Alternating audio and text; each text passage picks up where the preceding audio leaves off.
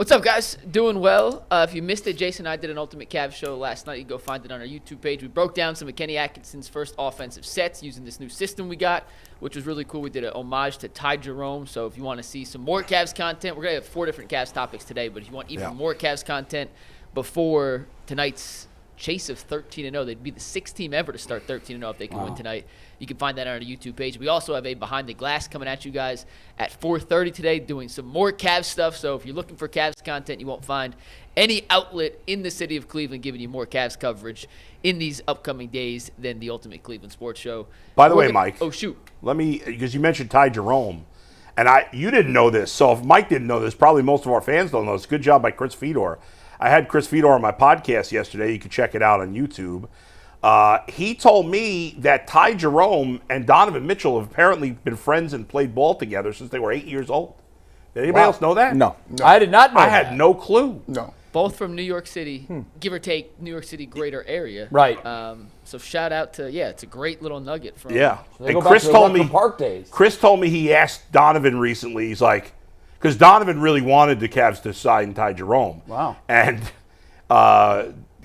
Chris said to Donovan recently, he goes, is this what you expected? And he goes, what, are you crazy? not this. It's one of them little known nuggets. Like me, Ken, and Dustin are from the same city. No one ever knew. But none of you went to the same school? No. Federal League. That Federal League game. Federal League. Wow. How about that? Same place, same time. That's right. Ty Jerome has been, I mean, I as much as we've been surprised by the growth of Evan Mobley, to me, the biggest surprise this year is Ty Jerome. Oh, yeah. No one could have seen that coming. A lot of people have said eventually Evan Mobley's light's going to go off and we're going to see it. Nobody thought Ty Jerome's ceiling was where he's playing. Dude, I was at the Warriors game and he couldn't miss. It's unreal. I couldn't believe It's how, all season. Not just the Warriors game, all season. I got to tell you something. This is so fun. So my buddy invited me to the game. We had great seats, 6 rows back behind behind the basket, his season tickets. And so we're watching warm-ups, and I'm watching these guys in their warm-ups on the bench, and I'm like, who's this white guy? Looks like he doesn't even belong here because he's wearing a baggy T-shirt, and he just looks like kind of like a nonner, right? Like a non-athlete. Sure, he looks like a regular dude. Exactly. He looks like just a regular dude. And fellas, pop guy. After first off, he scored 20-something points in that game. It was insane. Then after the game, I took my son to get autographs in the where the players come out. Yeah. And Ty Jerome comes walking out.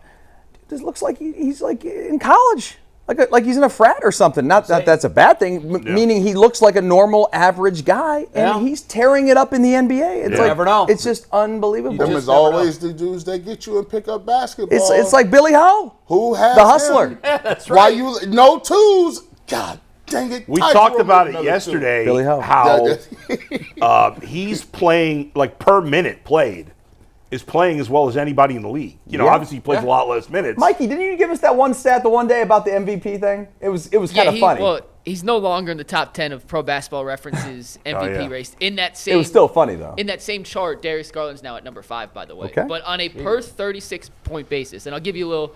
Like I said, we did 10 minutes on Ty Jerome on the Cavs show yesterday. I'll give you the nuts and bolts. Per 36, one of my favorite stats in basketball. It essentially takes your per minute average, equates it over 36 minutes. You can get a fair comparison side by side, player to player, if they play the same amount of minutes.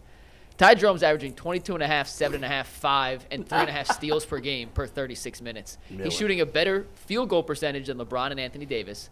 He's shooting 11 points better from 3 than Steph Curry, and he's second in the league in steals per 36 minutes. See, now we're about to get to the point where we're about to validate what Adam Rabul is saying. What's the white guy stat? Either every white overrated guy or underrated, except for quarterbacks and offensive linemen. Every white guy in sports is either highly overrated or highly underrated. I believe he came into the season highly underrated.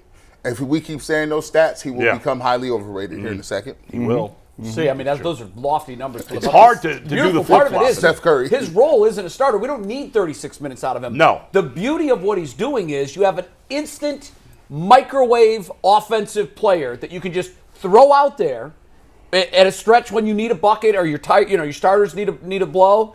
Get them out there, and all of a sudden, when did they haven't had that in the past.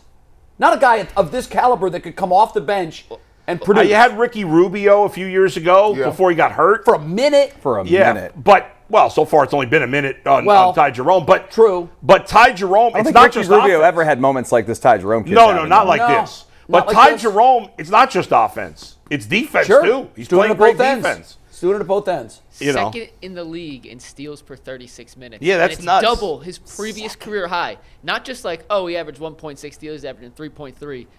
His career high in steals per game per 36 prior to this year was 1.6. He's more than doubled it this season. Is he David Fry? I said it last Yeah, night. right. I swear to goodness. And Did you? It's on Twitter. He is. Well, the that's David not good Fry. though, because that means he's only gonna have a good first half of the year. Well, David Fry had some big playoff Big moments. playoff did, moments, he did. Yeah.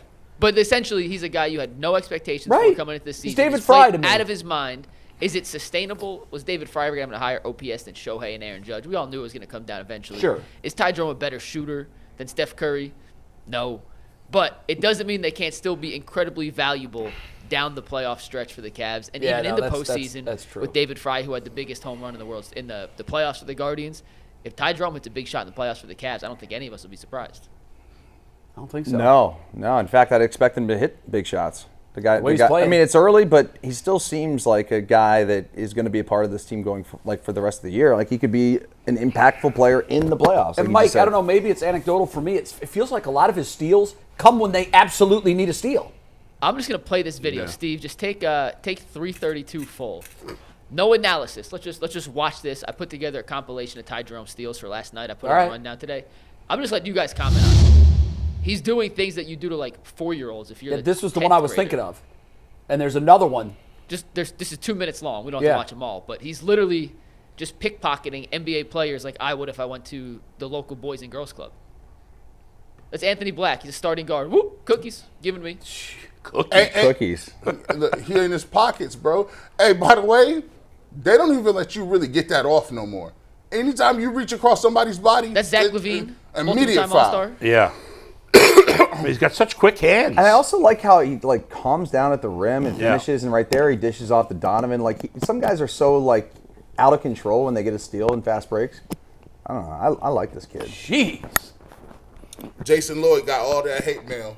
He used it for yeah. one example, and they just went a little crazy. You know what's funny? Jason literally just texted me after you mentioned that Donovan Mitchell stat bowl. Yeah. He said, well, Ty Jerome's definitely not the money cut anymore. Yeah, no. He's not the money cut. So, all right, guys, let's hop into the full show here. That was an unexpected but fun start to the show. Shout out to Ty Jerome, maybe the UCSS fan favorite. Shout out to Earl for being the first on the Ty Jerome bandwagon. We need to get Ty Jerome on the show. It's The in the Cavs works. participate. It's in the works. Okay, good. I've already talked to. right. Now, here's the about question. Are getting you him on. trying to get him on the big show, or are you trying to get him on the Ultimate Cavs show? I'm trying to. So we're gonna pull the curtain back. They practice Yeah. from 11 to 1. Right. So I'm going to try going out to practice and sit down with them one-on-one. Got it. And then we'll record it and bring it on. Unfortunately, the live window does not fit with the Cavs practice schedule, so it's always going to be tough to get a Cavs player on live. But if we can sit down with them one-on-one, I think it'll still be worth our money. But if you guys want to bet on Ty Jerome this weekend, bet on the Cavs or the Browns, you better be doing it with FanDuel, America's #1 sportsbook right now. New customers can bet $5 and get $150 in bonus bets if that first $5 bet wins. The FanDuel Sportsbook app gives you everything you need to place live bets on the NFL all in one place. So when you get a hunch in the middle of the game, you can check out the latest stats, view live play-by-play, and so much more on the same page where you place your bets. Just visit FanDuel.com/UCSS to join today. Never waste a hunch. Make every moment more with FanDuel, an official sportsbook partner of the NFL. So tonight, the Cavs have a chance to become the 6th team ever in the history of the NBA to start a season 13-0. They're currently one of 8 teams to start 12-0. If they win tonight, they join an elusive group of 6. They're playing the 76ers. Jared Allen's questionable with the lower leg strain. Jay, G, Dustin, Bull, how does Kenny Atkinson and this Cavs team walk the fine line between chasing history but not overexerting guys too early, which could potentially risk some future long-term success? Call the Golden State Warriors. Ask them how 2015, 2016 worked out. I think that's. I don't. They got to Game 7 of the finals. That makes no sense. They did. We talked they about weren't it. tired. We talked about it on Monday, and Jason said that he absolutely agreed that there's something to that. Yes. I brought up the fact that out around 20 games, and I can't remember exactly where it was, they had dominated SportsCenter, the landscape, NBA. They were a huge national story. Huge, much bigger than the Cavs are now. And now if the Cavs get to 20, they'll be at that point. Every day we're having our meetings at ESPN. We're talking about, how long can this streak go? We're doing the schedule, look ahead. And we had a couple of NBA analysts during the course of that time that would sit in our meetings that would be on segments of SportsCenter that first brought it up around the 18 to 20 game mark. And then it really caught traction because they were saying it on all the shows. But the comment was, this thing's not a sprint. It's a marathon. It doesn't matter. There's no trophies for setting records. The trophy comes at the end of the year. But Jay, and of course, that narrative then played out. Now, the reason I think has teeth, Bull, they were the greatest regular season team we'd ever seen. They broke all the records. They lost a nail biter in Game 7. Did they win it? I mean, come on. That's just absurd. History will show you they lost it, Bull. History will show you they lost it. History will also show you have no facts to prove one affected the other. Of course you can't. Silly. Because it's like saying, how do you gauge someone's exhaustion level? They lost a nail biter in Game 7. If they had lost in the first round, that's one thing. But Bull, they lost it. They lost. So when you look up, they didn't lose because of that winning streak. That's absurd. Did it have anything to do with it? I think it had nothing to do with it. Well, that's your opinion. Okay. I talked at length with guys who played in the NBA. Okay. Did they have a 24-game winning streak? How would they know? No, but they made multiple deep playoff runs, and they all said this. Yeah. What you actually say, the regular season means squat.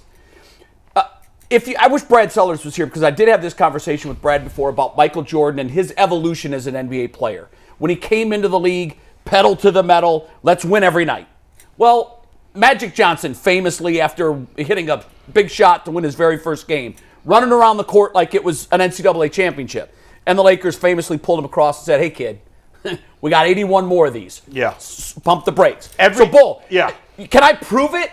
No. Yeah. But I had a lot of conversations with guys that spent a lot of time in the league, and they know what this 82 grind takes out of the body. Now, nobody in the last 10 seconds of Golden State Cavs Game 7 thought, man, I'm tired. Exactly. But come on. It's the same thing of, like, I had this conversation upstairs with someone about Emmanuel Clase. You can say, well, he crumbled on the big stage. Or you could also say that his almost historic overuse caught up to him. We can never prove it. We'll never know what it was. Emmanuel Clase didn't have a historic overuse. There's been many, many relievers over the years that have pitched way more than him. But exactly. Yeah. But what I'm saying here is, at that level of greatness, there is very little room for error when you get on the biggest stage against the best competition. Now, with Jose Ramirez, he's another guy that it's important to Jose that he plays every day. Maybe this offseason, he'll reevaluate that.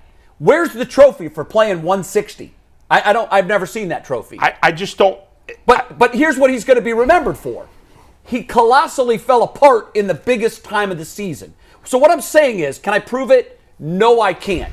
But just call the Golden State Warriors. Talk to Steph Curry. Talk to now Klay Thompson. You think they would say that because they had that winning streak? In their moment of complete honesty, I think what they would say is, they're never going to say, we lost it because we went pedal to the metal.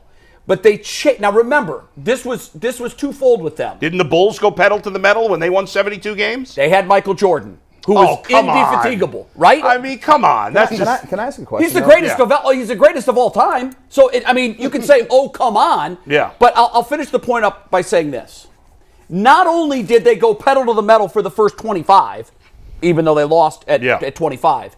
Remember, they were openly talking about the importance of getting the regular season wins record. And every NBA player we had at the time said, that's stupid. And then they dominated the entire playoffs until games 5 and 6 and 7. When it matters most. When they lost a nail biter. You really think that them playing that hard cost them to lose a tight game in Game 7? I think it cost them. No offense to you and anybody else, I think it's patently absurd. Bull, I'm not saying my opinion. It's like when you try to figure out why something happened. Yeah. There's always multiple reasons.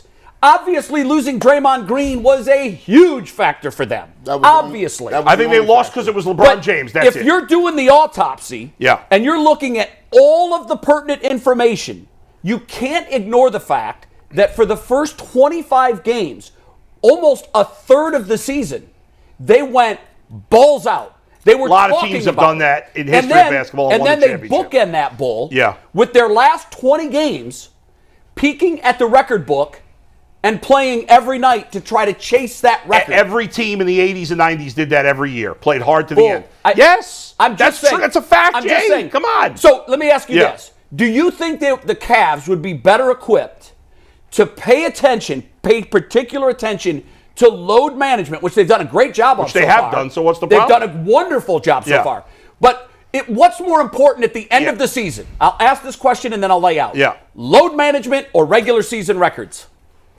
Well, let me ask you a question. Haven't we complained for 10 years that load management is bad for basketball? Bull, of course it's bad for And basketball. let me ask you this. So is pulling pitchers in the fifth Let me ask you this. How come there are more guys injured in the playoffs than ever before? But when guys play, that's anecdotal. We don't have any evidence of that. That's fair. It seems that way. Doesn't it seem that way? And Bull, I would agree with that. So yes, I get what you're saying. Yes, the regular season in the grand scheme of things doesn't matter. Mm-hmm. But when you have a winning streak, you don't.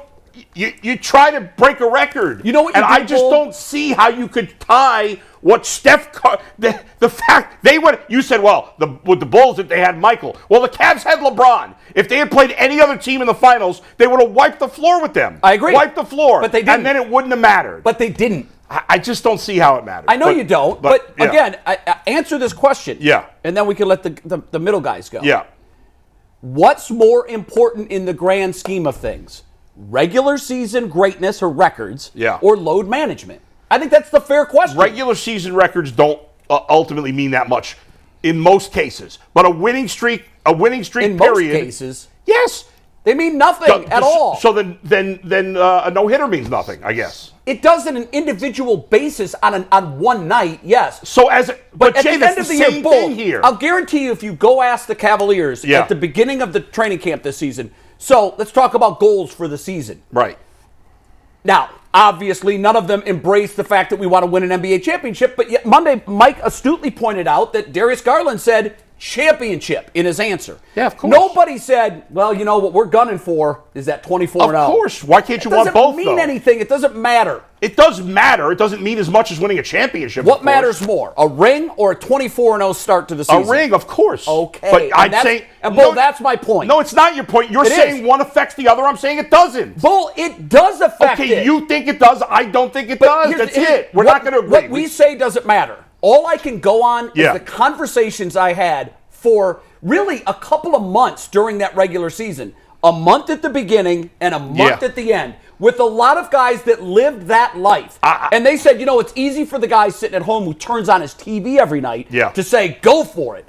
But you're not getting on the plane 45 times a year. Okay. You're not living your life Jay, in I think we could find a ton of players that would say the opposite. I'd love to hear it. Again, I would love to hear it. If the Warriors had gotten eliminated early in the playoffs, I would totally buy what they're saying. The fact that they lost a heartbreaking Game 7 is absurd to make that argument. But I'll just leave it there. Okay. Justin and These G, guys what do haven't you said think? anything. How should Pick the a Cavs side, handle guys. this fine line? Pick a side. I mean, you guys are arguing over something that's so silly. It's like, I mean, you believe it affected him. You believe it doesn't. Right. There's no way to prove either side. You were an athlete. I know it's different in football because you have a week to reboot, but I don't know. I mean, I did have a question that I wanted to ask both of you guys because you kept saying balls to the wall, and in terms of like what they're going, like what does that mean? Like how do you say balls to the wall? Because how do you equate that to what they're like tonight?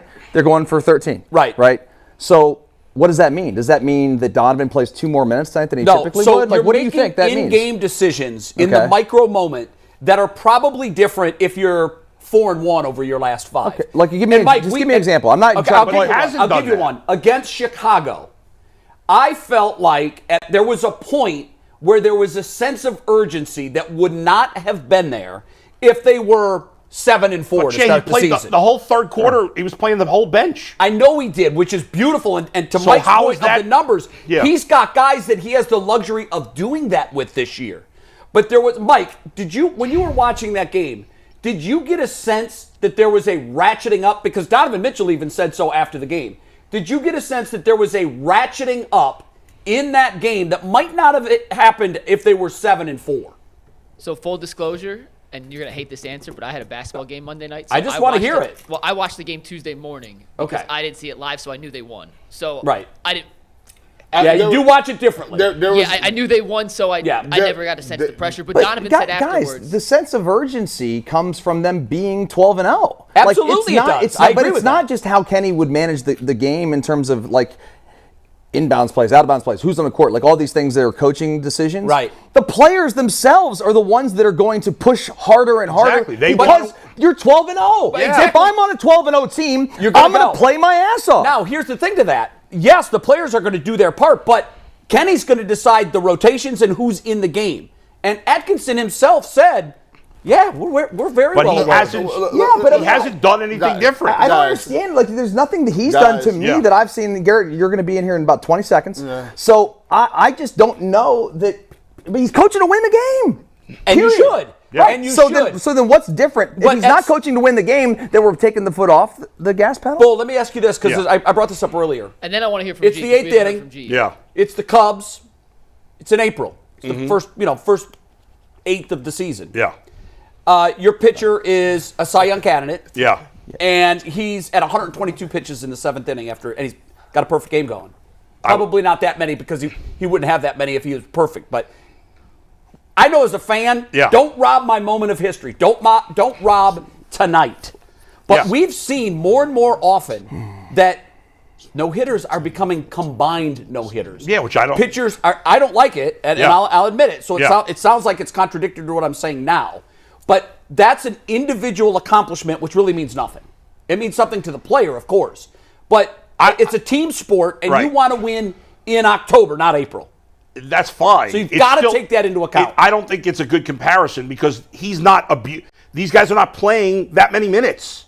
You're comparing it to a guy who's throwing more pitches than he should. Bull, it's not even about the minutes. I'll use the comparison of leverage pitches, okay? Yeah. If you're playing every minute of every game at an absolute balls-out level, there is ultimately a price to pay for that. So what is he supposed to do? Bull, I'm not saying you pull your starters and go lose one on purpose. Right. What I'm saying is it shouldn't be your thesis statement. It shouldn't be, God, this is so important, we've got to get that.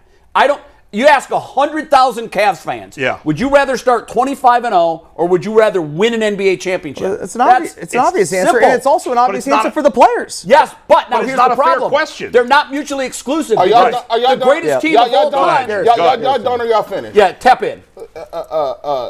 25 minutes in, let's get to the real thing. You guys are doing this circular argument. You know how many times Kareem Abdul-Jabbar played over 74 games? Every year. 18. Well, they did that back then. Okay. You know how many times Karl Malone played over 80 games? Every year. 17. Well, look at the complete games in baseball. Do you know how much John Stockton played over his career? He played it 16 times. Do you know? Karl Malone and John Stockton only missed 32 games total while they were playing.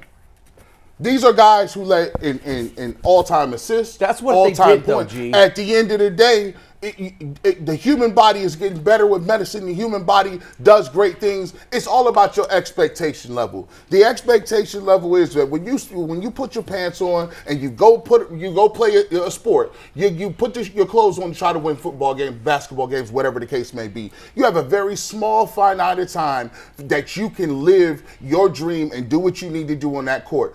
Under no circumstances, 13 games in. You know how many games they play in AAU? Every freaking day. They're 14. Guess what? At the end of the day, this is your job. This is what you do. Jordan was playing these games. Kareem was playing all these games. Who's playing those games now? Well, listen, maybe those teams don't deserve to win then. Well, no, it's not teams or players. That's what the league looks like now. Just like in baseball, nobody throws but we all complain about it, Jay. I'm complaining about it too, by the way. No, we're not. But that's not the playing field. We're not finished. I don't know what Jay wants to have happen. No. Hold on. We're not finished here. We're not finished here. I want to win a championship. The reality of the situation is the Cleveland Cavaliers are a young basketball team with a guy in Evan Mobley trying to prove himself. Darius Garland need to come back and figure out what he was doing last year. Isaac Okoro's still trying to figure out his role. Ty Jerome spent all all last year not playing. And you got a new head coach. You trying to build habits. You building habits every single day so that when you get to the playoffs, you can have built habits so you can beat the teams like the Celtics. You can't fast forward and microwave that. And under no circumstances is this team the same as the LeBron teams where they say we're older, we got veterans. They ain't got veterans like that. They're still trying to figure out roles. They're trying to figure out what they're supposed to be doing, and they're supposed to be building habits. If you want to beat the Celtics, who, by the way, all their top players went and played in the Olympics too, right after the season. Jason Tatum. Let's see how that works out for them. And guess what? They come back and they ready to go. They lost 2 games so far, and those guys have played together for years and got that experience with the Team USA. At the end of the day, the Cavaliers is 13 games in. We ain't even 40 games in. They better be playing as hard as they can every night, and they ain't even playing that many minutes. They playing all under 30 minutes, and you ask them about the Bulls game, guess what? No, there was no urgency. When they weren't playing that well, you know what he did? He took all 5 of them out and put the backups in. And the backups led the charge. And the backups came back into the game. So that's the difference. No, we ain't worried about no rust or whatever the case may be. I'll wear a T-shirt then. I don't think they print T-shirts for 25-0. And that, well, listen. And I know they don't give out trophies But Jay, for you it. keep saying that as if one affects the other. Those things matter. Again, why don't they matter? Again, Bull, if it didn't matter, then why would teams subscribe to load management? If load management was a pile of garbage, why would all of the NBA teams keep such a close eye on it? Okay, but how are the Cavs not doing load management? I still don't understand. Yeah, I just don't know what you want the Cavs to do. Here's what I'm arguing about. They're not. Here's what I'm arguing about. Because this was the question. In the grand scheme of things, how hard should you go for 24-0? Right? That was the question. You play the game. And my answer to that is go talk to the Warriors about it. The Warriors did it twice in a season where it constituted more than half of their games. For 44 nights, 44 of their 82 games, they were chasing history. And when it mattered most, they lost the championship. How discouraging is it if you ask them, all of them, what's the most disappointing moment of your careers? They're all going to say that night in Oakland when they lost Game 7 because it made all of their records in 15, 16 moot. In fact, it's almost embarrassing. We were all-time great regular season. I don't think it makes their point we moot, didn't and I don't win think it the makes it championship. embarrassing at all. Go ask Steph Curry. I've heard him talk about it. I can't imagine Steph Curry is going to say, well, if we hadn't gone for the record. I've heard Steph Curry talk about it. I've heard Steph Curry talk about none of that stuff. In retrospect, none of that stuff mattered. But he's never said if we didn't go for it, we would have won a Game 7 that we were in anyway. Bull, of course he's not going to. So they lost. They missed 2 more shots because they played hard early in the year. But here's the thing. You're stripping LeBron James and Kyrie Irving of making tremendous plays. Yes, you are. No, those happened. They could have played. Those happened. They could have played every game. And guess what? Kyrie did what he did, and LeBron did what he did. He did. It wasn't against a team that set a lot of records in the regular season. It wasn't like that. If they would have just played 2 less games, that he wouldn't have got that shot blocked. We'll never know. We'll never know. You know, if you're running a marathon, if you're running a marathon, at what point do you get tired? When do you get tired? Before it starts. The whole time. Right? The whole time. I never run. Think about it in terms of a football game. In a football game, at what point do you get tired? But here's the thing, Jay. We see you talk. You're ignoring that question. That's a very good question. We see you talk all the time, right? Listen, you had your whole doggone arm fall off. You had surgery. Then you came back. And you said, you know what they told you? Yeah, you may want to chill out a little bit. You said, no. I'm going to pitch. As long as I'm living and breathing, I'm pitching. And I'll still say that.